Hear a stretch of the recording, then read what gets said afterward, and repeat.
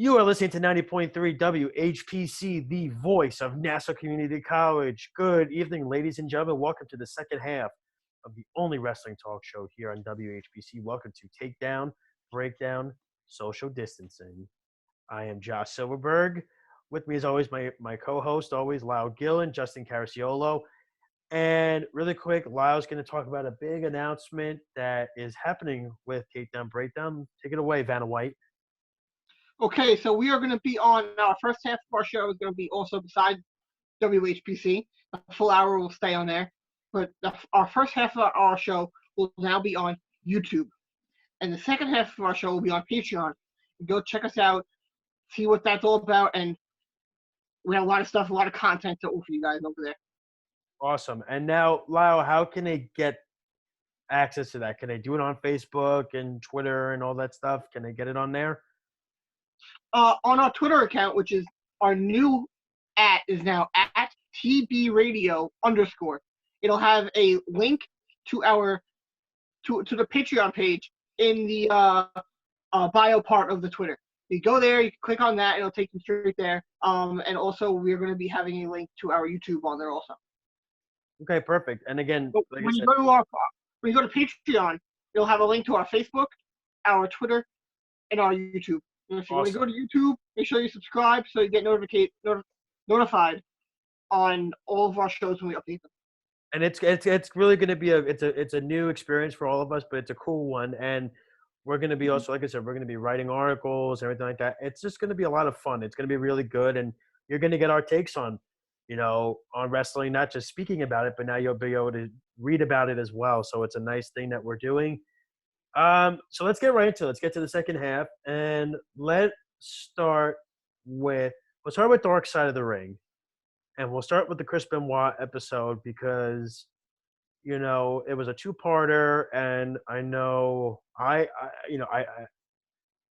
they decided, the Dark Side of the Ring production decided to put the episode, the first part of it, early on YouTube, which was really cool of them because they feel, I would think that with the pandemic and everything, I think they felt bad that everything is going on, which was a very nice gesture on their part.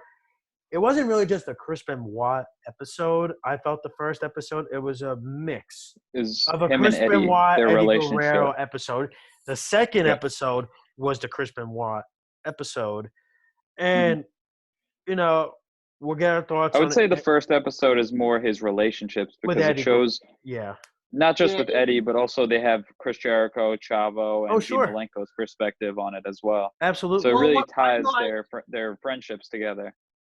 Well, what I realized they tried to do is show how Eddie's death changed Chris and how it affected him. So they tried to show how close they were and that relationship that they had, so that then when they show how Eddie died, and then in the second half they could show how much it really impacted him, how much it really changed him. And they tried to show that really was a major impact on what happened. And I thought what really stood out to me as well was hearing from Chris's son, who's almost been shunned. So much backlash. The only guys that have stayed in touch with him are Chris Jericho and Chavo Guerrero, are the only two people from the wrestling business alone that have stayed in touch with him.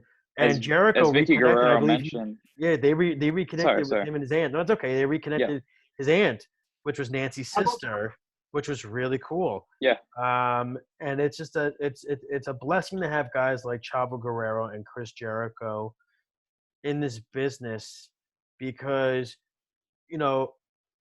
he was just an innocent bystander in the whole situation. He was a kid. And he has every right to say that his father was his hero still. He's allowed. That's how he felt. His father. Absolutely. And but the people, I could guarantee you, all of us in here, we've made at least a joke or two about with the like a reference with Chris Benoit and everything like that, and say, "Oh, you can't say that; it's illegal." Steven Richards. Like we've all made a joke about it. We all have. Sure. We're not. We haven't because I don't care. It's a lie. I'll be the first one. And then after seeing that, I felt so bad because it's like he's the one. No, he's begging and pleading with people to please stop. Please stop. It's hurting him and his family. Nancy's sister, the same thing. Please just stop joking about it. It's not, it's not a funny thing and everything like that. Mm-hmm. It was just written so well.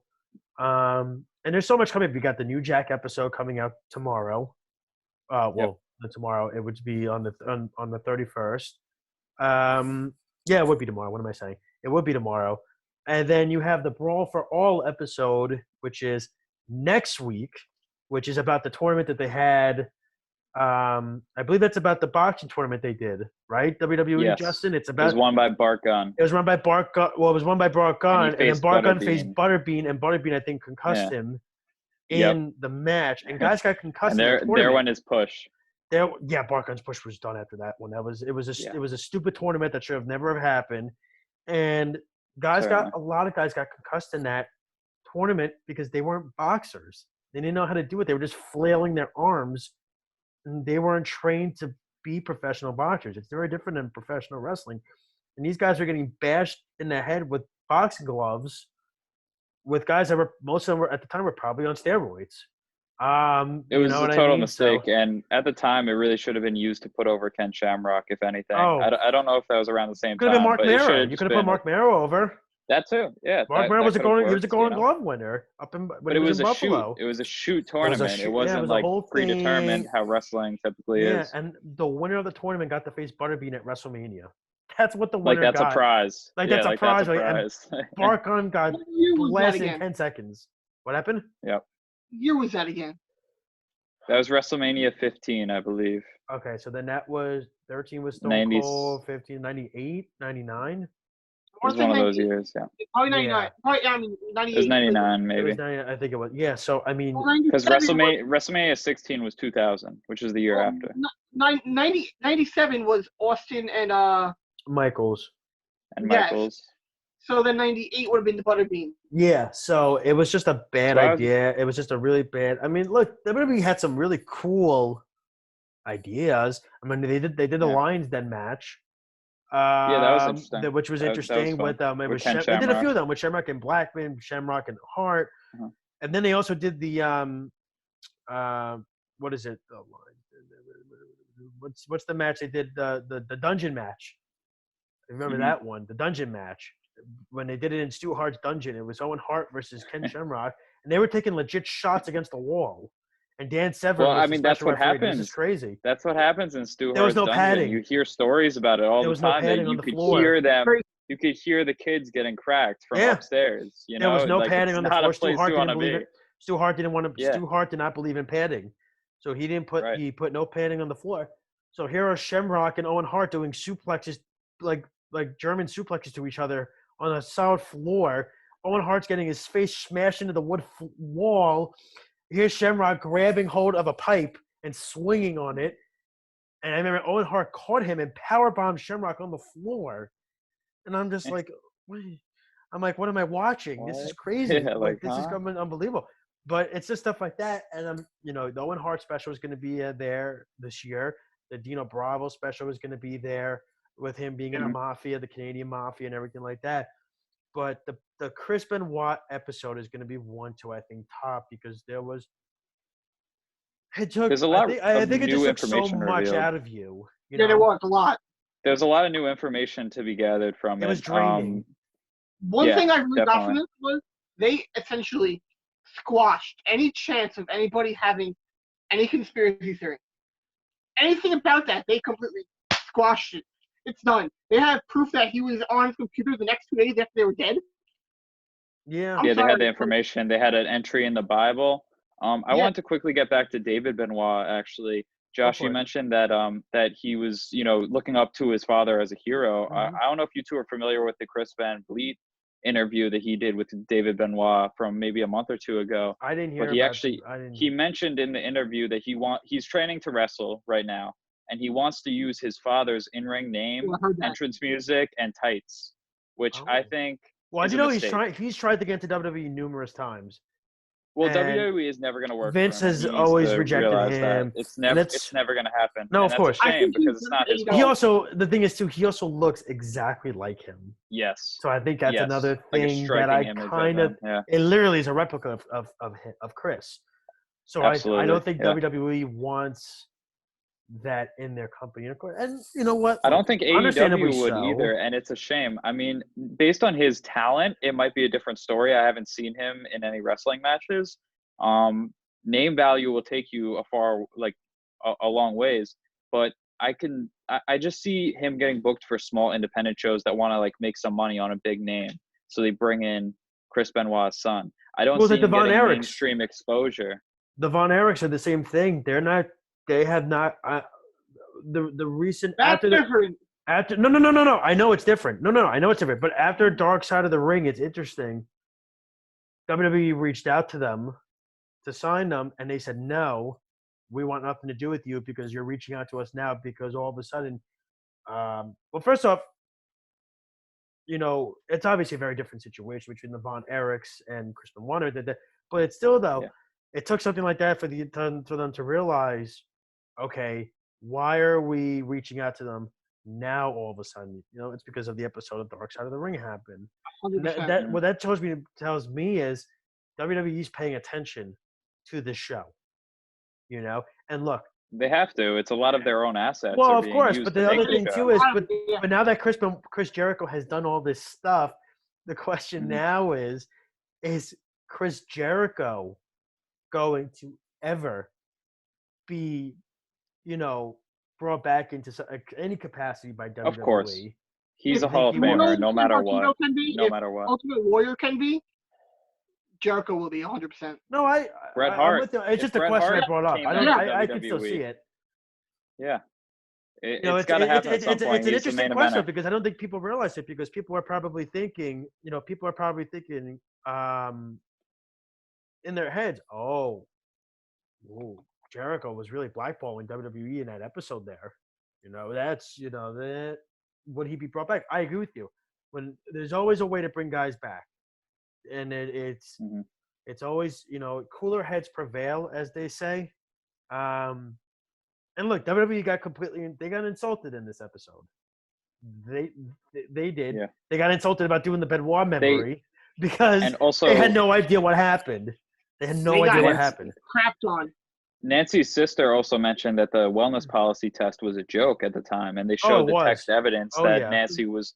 Yeah, and this was only a year after they instated the wellness policy, so it still had some ironing out to do. And even today, like you see guys like Samoa Joe, it's like a prescription medication can get you back. But even still, though. Excuse me. No, even still, to your point, Justin. The thing is, they interviewed Nancy's sister, and she asked, "Has anybody reached out to you from WWE?" She said no. No one. No. Except for nobody. Jim Ross, who showed up. Except for JR. She don't want him there. JR, Chavo Guerrero, and Chris Jericho. Who she says Dean Malenko has completely shunned them. Dean Malenko has cut ties with them completely. But but I think Jim Ross said it too. He still believes that Chris Benoit should not be in the Hall of Fame. Definitely not. Because of what happened. He does not believe it should be. And that's fair. I absolutely think, and I agree. I think that's a fair thing. It just, what stinks for me is, and I've told Lyle this, I think I've told you this, Justin, and I'm going to make this about me, but I went to WrestleMania 20. I went there. My father took me there. It was my first WrestleMania. MSG, ever. Right? And MSG, 2004, I was there. And in my opinion, and I'm not being biased because I was there. I'm saying it because it's true. Chris Benoit versus Shawn Michaels versus Triple H to me was one of the best. Forget main events. It was one of the best triple threat matches that was ever done by Has WWE. to be, yep. It was perfectly done. And what a feel-good moment to And you had Eddie and Chris who worked their tail off for the days in WCW to have their moment. And now we have to completely forget about that it ever – I mean, this was John Cena's WrestleMania debut. This was The Undertaker coming back as the Dead Man. Mick Foley finally getting to wrestle at MSG at a WrestleMania with The Rock returning. Chris Jericho and Christian have a really excellent under the card Very match. underrated. But you had one of the most controversial matches in WrestleMania history in Goldberg versus Brock Lesnar, because both were leaving, and we have to forget all that this stuff ever happened because of this one guy. And it's so unfortunate because to me, it's a WrestleMania that never gets talked. It never gets talked about. It never ever gets talked about, this WrestleMania. It can't be. It's swept under the rug, and it's such a bad thing because you look at that card. That card was deep. John Cena was the opening match. That card was legit. There's Hall of Famers up and down that card, and we have to forget about it because of this issue that happened. And it upsets the snot out of me because the last two WrestleManias I've been to, 29 was a joke. Okay, no offense, Lyle. I did go with you, and it was a lot of fun. But you and I agree, that WrestleMania was horrible. Okay? I mean, I had to see Ryback throw his back out by lifting Mark Henry. It was an absolute joke. And then I got to have last year's WrestleMania. It was great the first half, and it ended on a sour taste because whether it was the referee that screwed up or Ronda screwed up or Becky screwed up or somebody messed up their timing. No, I think that was I can't remember WrestleMania 20. I can't remember that because of Chris Benoit. Not allowed. I can't even talk about it. And it infuriates me because it was, go watch that card. Watch it tonight. You know what? After we're done here, I'm watching it after this is done. Because it was so good. And I have the program from the show. I had a T-shirt from the show that even if I bought the shirt, I wouldn't even be allowed to wear it because Chris Benoit's on the shirt. And people are going to go, oh, my God, you're wearing that shirt? Oh, my God. Oh, my God. You can't wear that shirt. He's on that shirt. That's terrible. That's how people would reflect on it. And it's embarrassing that we're in a society like that today where I can't wear a shirt from a memory that I had as a child because a guy that murdered his family is on there. I think the biggest... That was just I had to get that off because it's been driving me – Lyle knows. That's been driving me crazy for so long. And Justin, it's drove me nuts for years that it's a memory that I will have in my lifetime forever. My first ever WrestleMania. There'll always be an asterisk. And Vince is going to sweep it under the rug. And it was at Madison Square Garden. And it almost seems too perfect. It was Eddie and Chris with the confetti at the end of the show, and it just, I don't know. It just sucks. I want your guys' opinion. Now, when I was watching Beyond the Ring, it didn't really hit me until Dark Side of the Ring, yes. So the next day. What did I say? Yeah. You said Beyond the Ring, but you were close. There is a Beyond the Ring on WWE Network. Yes. So, there's Beyond the Mat too, which is Beyond the Mat. Okay. Yeah. So it's now Chavo Guerrero with Eddie. He realized something was wrong with Eddie. He realized he was going in and out in mid-conversation, falling asleep, and he realized something was wrong, and he thought nothing of it. And then with Chris Benoit, he got those weird text messages and really didn't think anything of it until the next day when someone mentioned it. Yeah, those texts were really weird. The dog is in the barn. That was like a hey goodbye. Is in the enclosure Nancy did by it the too. by the but pool. You see, Nancy did it also. Yeah.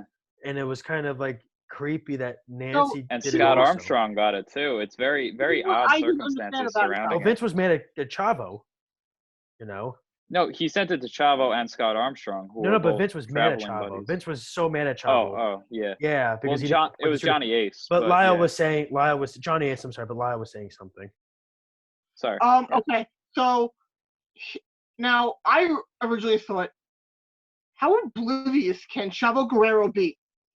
There are multiple things that happen. I know in hindsight is 20/20 always, but like if there's someone I'm really close to that has something that's not normal and could very much be a health issue, I'm not going to just think nothing of it.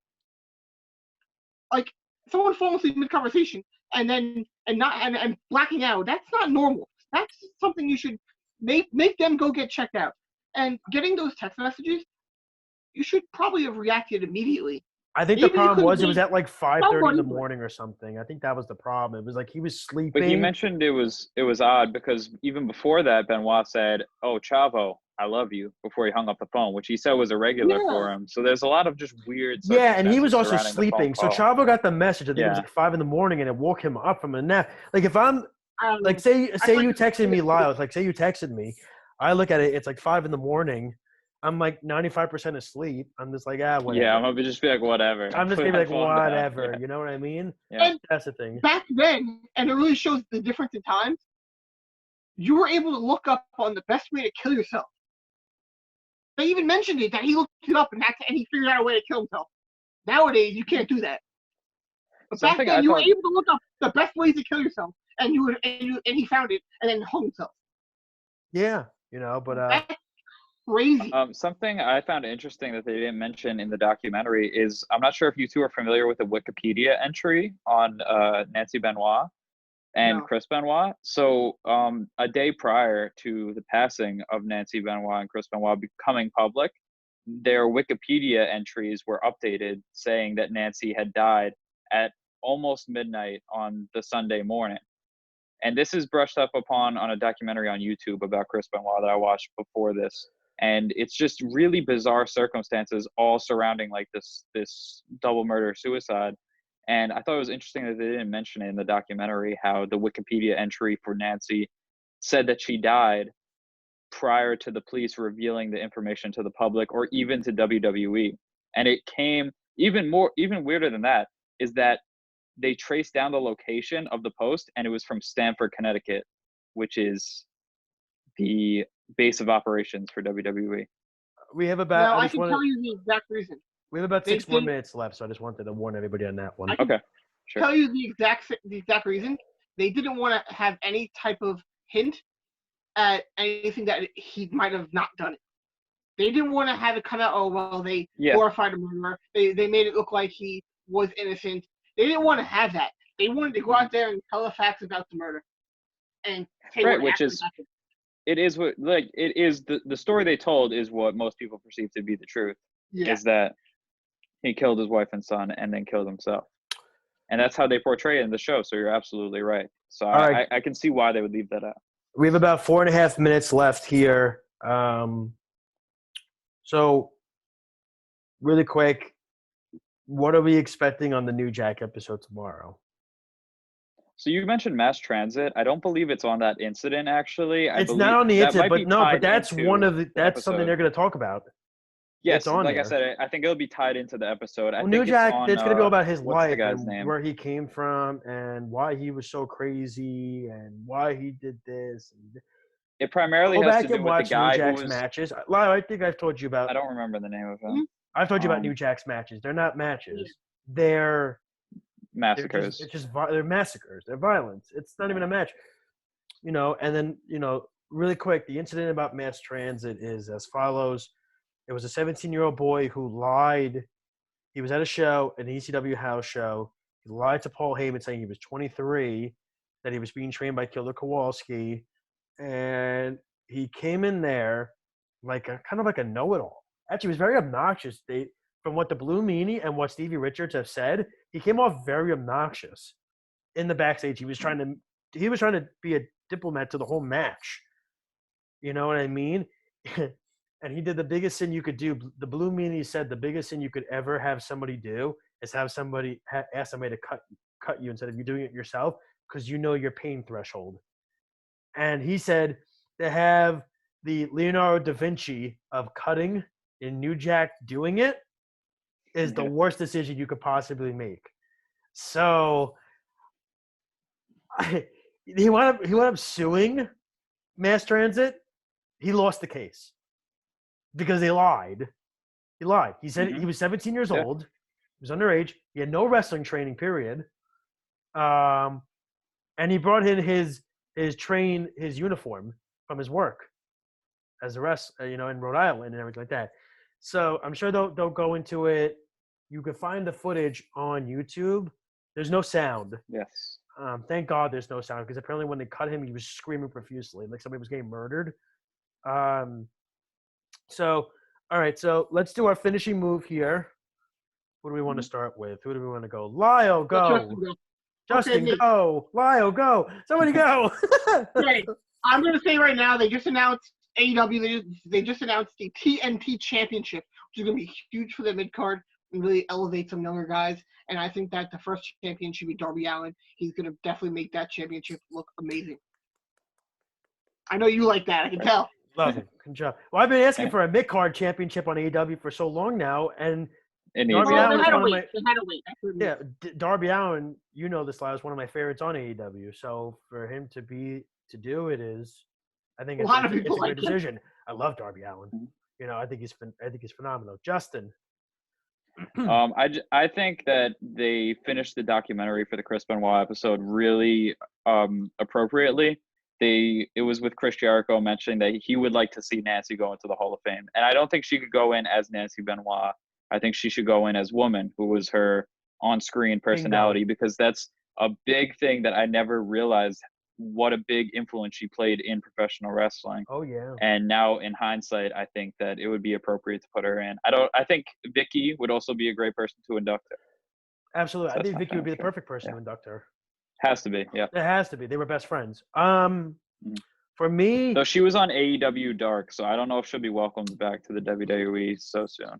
For me, it is we are in the process. Keep an eye out for it. I think we discussed maybe doing we should do like a watch live WrestleMania show. Ooh, I'm down with that. We should just do that. Like I don't know, Justin, if you would be. No. Let's make it a big thing. We'll put it on to these different Facebook groups, put our link, and we'll have all these people join and watch WrestleMania with us in our feed. It'll be a great way to advertise the show too. What do you think, Justin? I think that's cool. I might be watching the show with friends, but I should be able to hop in regardless. I mean, it's gonna be 2 nights long, so at some point I'll be there. You're watching with friends. Yeah, you always complain about it. You always complain about it on the air live that you didn't want to. That you thought it was stupid. Hey, I complain about it with them. You're a hypocrite. How dare you socialize? Yeah, first off, this is social distancing. You're the reason we're not going to get to where we need to go. Oh man, I'm ruining everything.